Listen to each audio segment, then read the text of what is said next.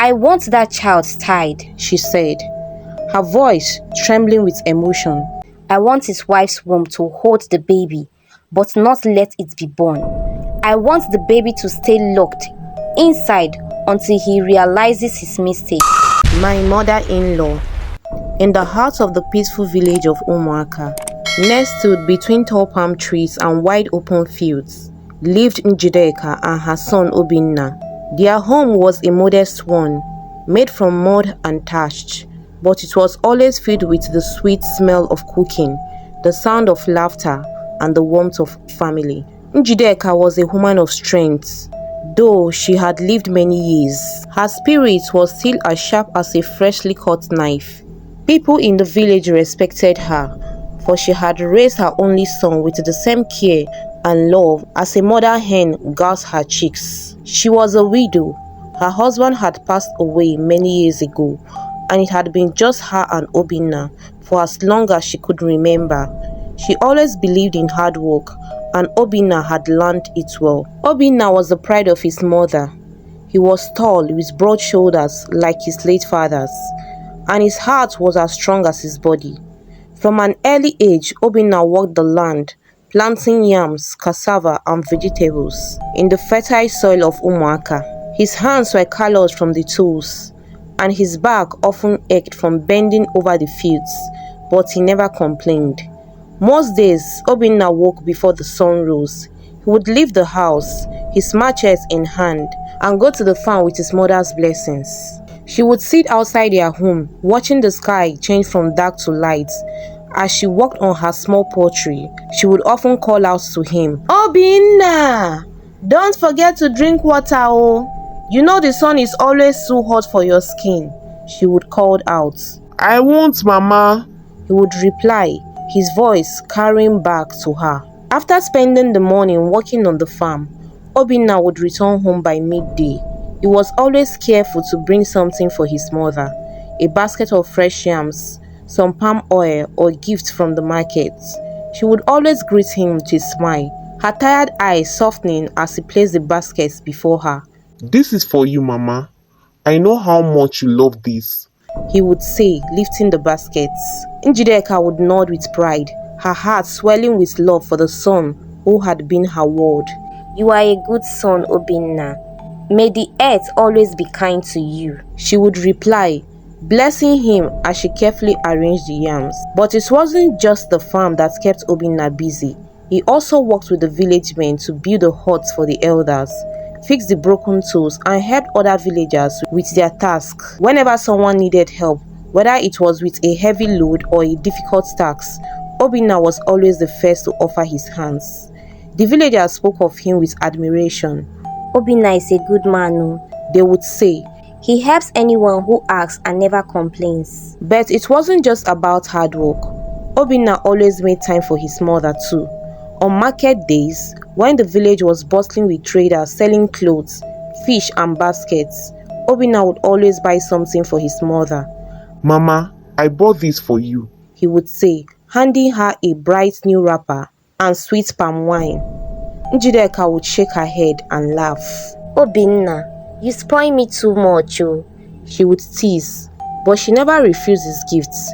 She accepted them with grace, knowing her son's heart was as generous as the land that gave them their food. In the evenings, after a long day of work, Obinna would sit with his mother outside their home, watching the sunset over the village.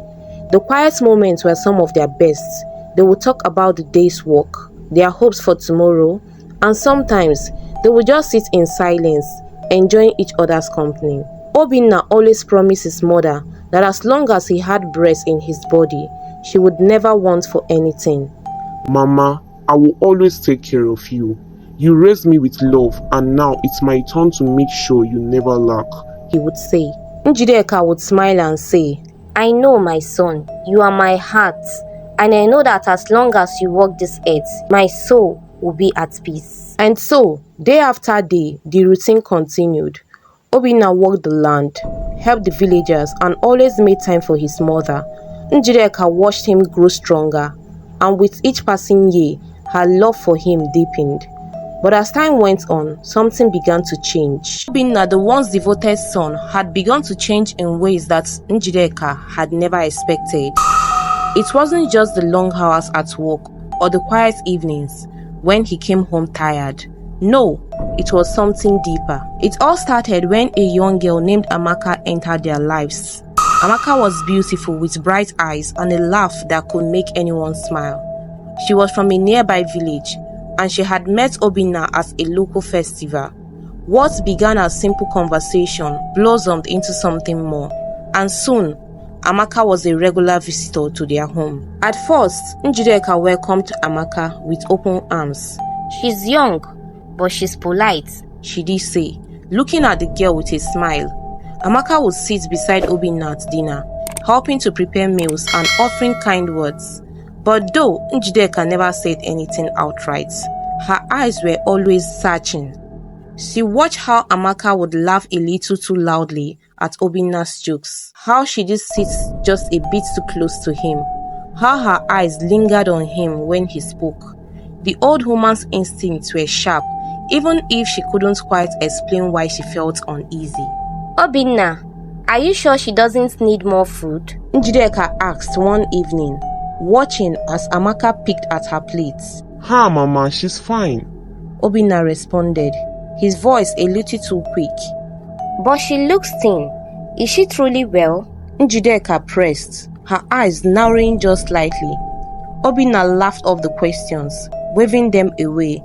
She's just fine, Mama. Don't worry. Njideka's questions continued, each one wrapped in concern, but her tone carrying the weight of something unspoken. "Amaka seems very young. Doesn't she have her own family to attend to?" she would ask, a little so pointedly, watching Amaka closely as she served them both. Amaka, for her part, smiled sweetly and nodded, trying to be as gracious as possible. "I come to see Obinna, Mama. I am happy here." But despite her polite words, Njideka's heart was uneasy. She knew that the heart of a man changes, even with the most innocent of company. What could this young girl truly want with her son? Was she here just for companionship, or was there something deeper at play? One afternoon, as the sun began to set, Amaka sat with her friend Chinyere at the village markets. They sat beneath the shade of a tree, gossiping as women do. But the conversation was different this time.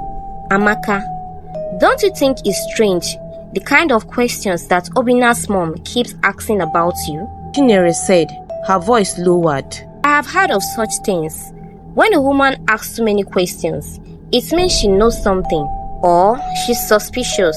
Amaka's face brightened, a blush creeping up her neck. "Ha, Chinyere, you are just overthinking things.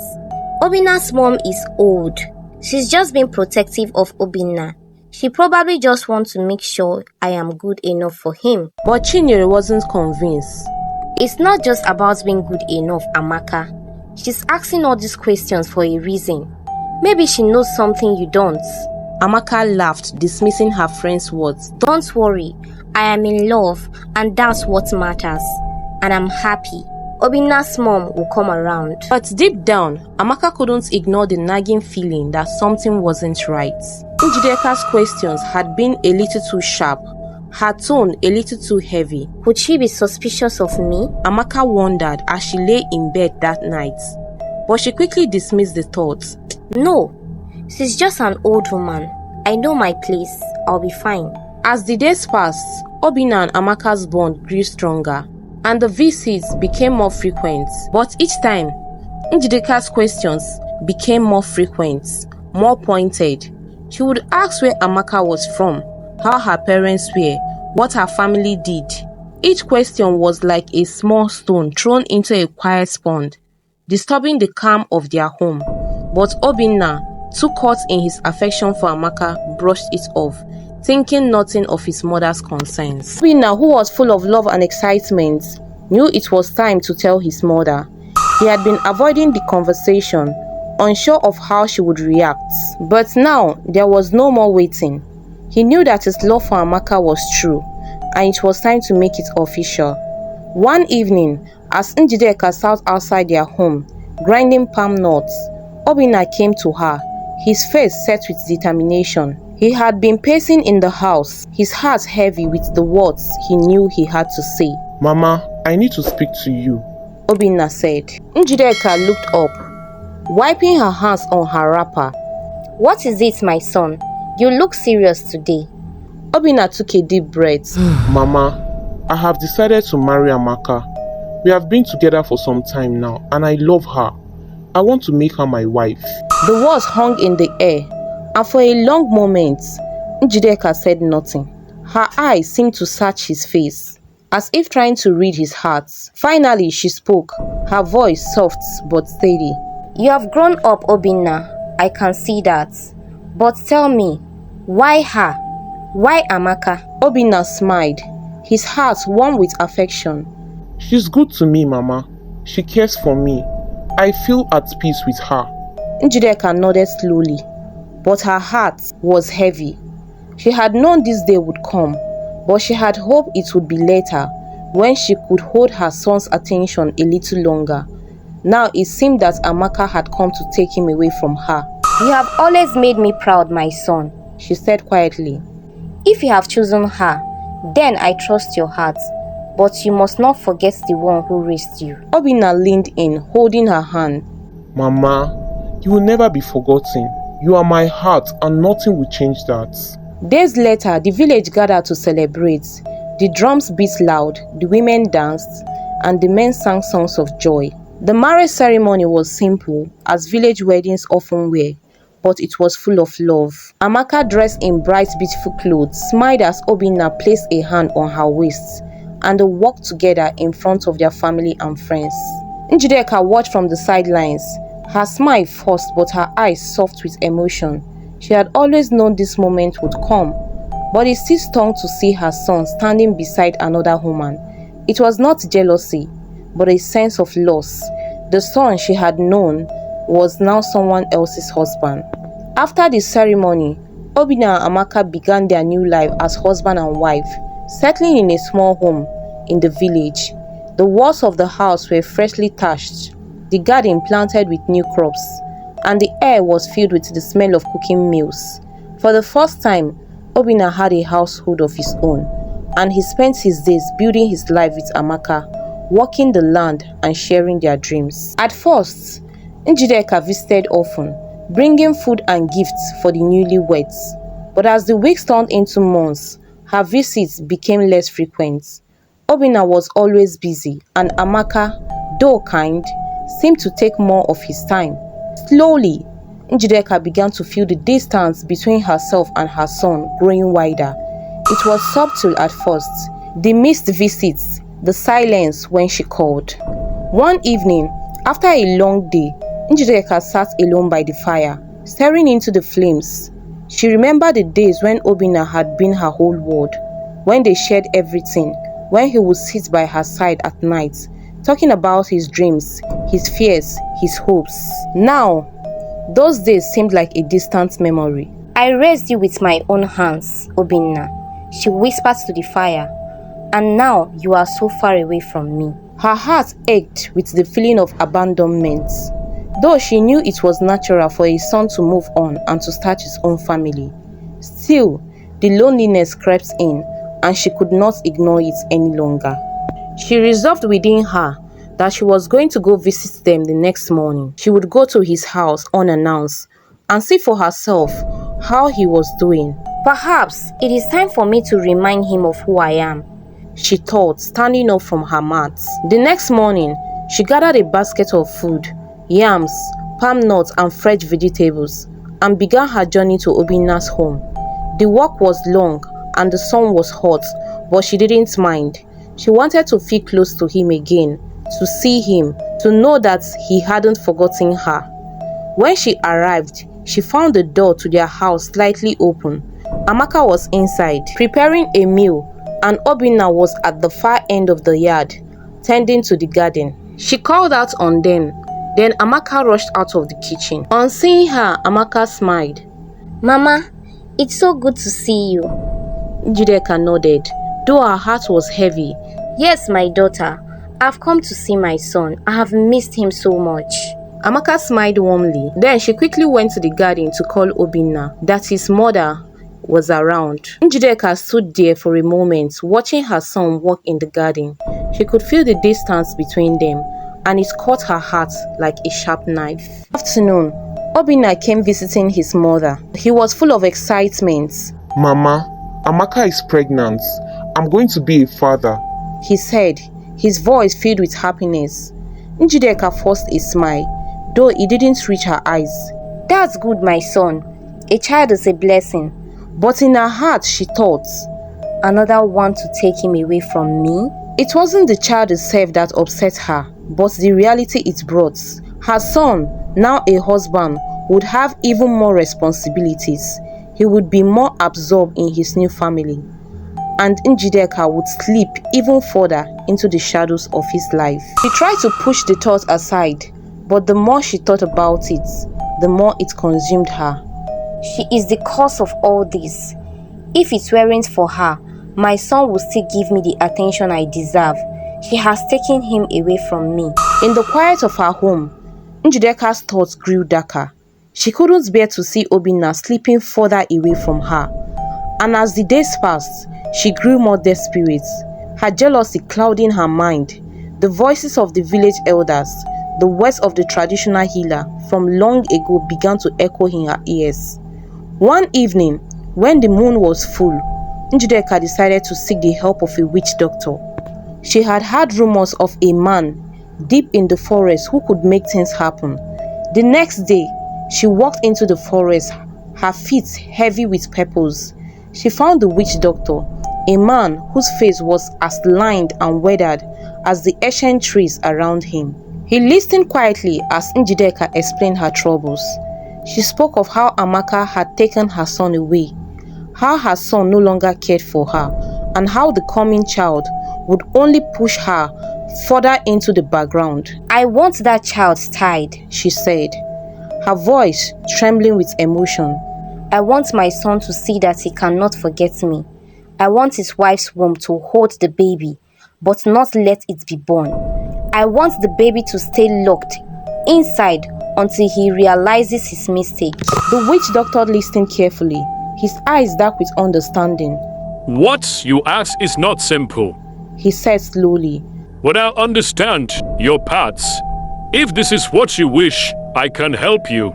Njideka nodded, her eyes filled with resolve. I am willing to do whatever it takes.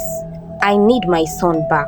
The witch doctor spoke with incantations, his words flowing like the river's currents, deep and ancient. He tied small knots with sacred threads and burned incense that filled the air with a strange sweet fragrance. And then he handed it over to her, saying, When the time comes, the child will not be born until you undo what has been tied. Njideka left the witch doctor's hut with a heavy heart, the charm in her hand and the weight of her decision pressing on her soul. 9 months had passed since Amaka had first announced her pregnancy. Her belly had grown round, swollen with the life inside, but still there was no sign of the baby. She had felt the child move, kick and grow, but the time for the baby to be born came and went, and yet nothing happened. At first, she tried to ignore it. The doctors had said everything was fine. The scans had shown a healthy child. But with each passing day, the fear began to build. What is wrong? Amaka would whisper to herself in the quiet of the night, staring at the moon outside her window. Why can't I give birth? She started to complain to Obinna. I am scared, she said one evening, tears filling her eyes. Why is this happening to me? Why won't the baby come out? She held her belly, her voice trembling. I feel like I am carrying this baby forever. Obinna, who was equally worried, tried to reassure her. It's just a little delay, Amaka. The doctor said everything is fine. It's nothing to worry about. But even as he spoke, the worry in his heart grew. Why won't my mother say something? Why hasn't the baby come yet? He thought, his own mind restless. The next day, he went to see his mom. His voice was filled with concern as he shared Amaka's worries. Mama, it's already past 9 months and my wife is yet to give birth to our baby. Amaka is scared. She says the baby won't come out. We've been to the doctor and they say everything is fine, but still. Njideka's face darkened. Though she tried to hide it, she knew this was not something that could be solved by doctors or medicine. I will go to her, she said softly.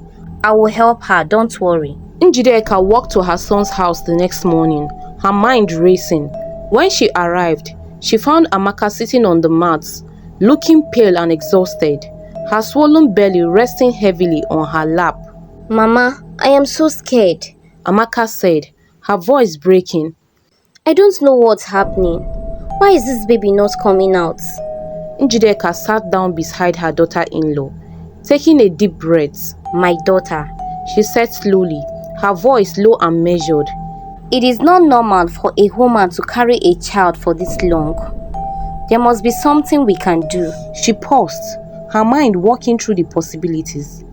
Maybe it's the spirits. Maybe it's something blocking the child from coming out. I have seen this happen before. You must go to the shrines, to the prayer houses. The gods can help you. Obina, who was standing by the door, hearing his mother's words, felt a deep knot tighten in his stomach. But what could they do? We have been to the hospital, Mama. They say she's fine. Everything is fine. Njideka ignored her son's concern. Sometimes doctors do not know everything, she said. We must seek other help. The spirits will not allow her to be in pain like this. Go to the witch doctors, to the shrines. We will find a way. As the days dragged on and Amaka's pregnancy reached an unnatural length, the villagers began to gossip. Everywhere Amaka went, the whispers followed. She's carrying that child forever, they would say behind her back. Other women who were pregnant after her have already given birth, but she's still here, walking around with that big belly.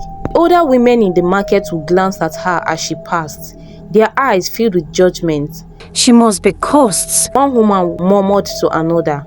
Something is wrong with that pregnancy. Amaka could feel their eyes on her, the whispers following her like a shadow. She tried to keep her head up, but the constant gossip weighed on her. I am not cursed, she would say to herself, but the words didn't make the pain or fear go away. Every night she would cry herself to sleep, calling on her Chi, asking for strength. Please, Chi, help me. I can't carry this burden any longer. Please, help me bring my baby into this world. Her cries echoed through the still night, but no answer came. As the weeks went by, and still no baby, Obina's worry turned to desperation. He began to visit every healer, every prayer houses, every witch doctor he could find. But no one had the answer. They all said the same thing. The baby is fine. Just wait. It will come. But Amaka's belly grew larger and larger, and her strength grew weaker and weaker. One afternoon, Obina met with his old friend Amaka, who had heard of a powerful traditionalist from a distant village. This man was said to be able to solve even the most difficult problems. I have heard of this man, Amaka said, his voice serious. They say he can make the impossible possible. You should go to him. He might have the answer. Obinna, who was desperate for a solution, agreed. Take me to him. I will do whatever it takes to help Amaka and our child. And so Obinna, Amaka and Njideka set out on a journey to the distant village, hoping that this powerful traditionalist could finally help them. They finally arrived at the distant village. The long journey had worn them all down. The air was thick with the scent of herbs and smoke as they entered the small humble hut of the powerful spiritualist they had heard so much about. The spiritualist, an old man with a sharp gaze and a knowing smile, greeted them without a word. He simply looked at them, his eyes scanning each of them before he spoke. You have come for help, I see. The spiritualist said, his voice steady and calm. Your wife's suffering is caused by something unseen, something spiritual. But I will not speak of it here. There is a way to fix this. Obinna, who had become increasingly desperate, nodded eagerly. Please, wise one, tell us what we need to do. My wife is suffering and I don't know how to help her. The spiritualist smiled gently and turned his gaze to Njideka. Your son has a good heart, but your heart, your heart, my dear. Njideka's eyes widened slightly. What must I do? Obinna interrupted, his voice filled with hope. The spiritualist's gaze softened. It is simple. You must buy your mother whatever she wants, whatever she asks. Once you do that, your wife will be free. But I will not explain why. Obinna, though confused, nodded. I will do whatever is needed, wise one. The spiritualist nodded in approval, his smile still serene. He didn't say anything else, merely gesturing for them to leave. Obinna, Amaka and Njideka left the hut, walking out into the sun's warm embrace. As they walked away, Njideka, with a glint in her eye, suddenly stopped and turned back toward the hut. I forgot my slippers, she said, her voice almost too calm. I'll go back and collect them. Amaka and Obinna looked at each other, confused but didn't question it. They waited outside as Njideka excused herself, making her way back toward the spiritualist hut. When he saw her, his smile was knowing, as if he had been expecting her. You are back, he said, his voice calm but filled with an understanding that sent a shiver down her spine. Why did you tie your daughter-in-law's womb? Njideka hesitated, her throat tightening with emotion. She had never admitted her actions aloud before, but something in the spiritualist's eyes made her feel as though the truth could no longer be hidden. I did it because my son has stopped caring for me the way he used to, Njideka said, her voice cracking. He no longer brings me gifts. He no longer has time for me. I know it is wife, yes. She has taken him away from me. I thought that if I could make her suffer, he would come back to me. The spiritualist listened quietly, his gaze never leaving hers. After a long pause, he spoke. Your son's love has not faded. It has simply been divided. He is a man now with responsibilities. But your bitterness has clouded your heart. The baby will not come until you undo what you have done. Njideka's heart skipped a beat. Undo? She repeated, her voice barely a whisper. How can I undo it? How can I fix this? The spiritualist smiled again, his eyes kind but firm. You must collect the gift your son will give you. Then go ahead and untie the baby. When you accept his offering with an open heart, you will free your daughter-in-law and bring peace to your family. Later that day, as they returned home, Obinna asked his mother what she wanted. Mama, you've been asking for things. Tell me what you need and I will get it for you. Njideka, still feeling the weight of the spiritualist's words, knew that the time had come. I want yams, palm oil, new clothes and some money. I have worked hard all my life and now I deserve to be treated well. Obinna didn't hesitate. He went to the market and bought everything his mother asked for. As he handed the gift to her, she smiled faintly, a small glimmer of peace returning to her heart. At night, Njideka took the charm the spiritualist had given her. She untied the thread. Then she whispered words of release, undoing the spiritual tie that had held the child in place for so long. The next morning, as the sun rose, Amaka's labor began. It started slowly, but quickly grew in intensity. She cried out, her hands gripping the sides of the bed as Obinna rushed to her side. Amaka, it's happening, he shouted, his heart racing with joy and relief. Amaka was rushed to the hospital, where she was carefully attended to by the nurses, and soon, after what felt like an eternity, the cry of a newborn baby echoed through the walls of the hospital. It was a boy, strong and healthy, with eyes wide open, as though ready to see the world. The news spread quickly through the village. The long wait had finally ended, and the joy that filled the air was palpable. Everyone celebrated the birth of the child, a new beginning for Obina and Amaka, and a new chapter for Njideka, one filled with the promise of peace. Jealousy can blind us to the truth. When we hold on to bitterness, it only hurts us and those around us. True peace comes when we let go of grudges and open our hearts to love and understanding. Hello fam, thank you for watching through to the end of this video. Please consider subscribing to our channel if you are yet to do that. Like and share this video, and until we meet on our next story. Bye.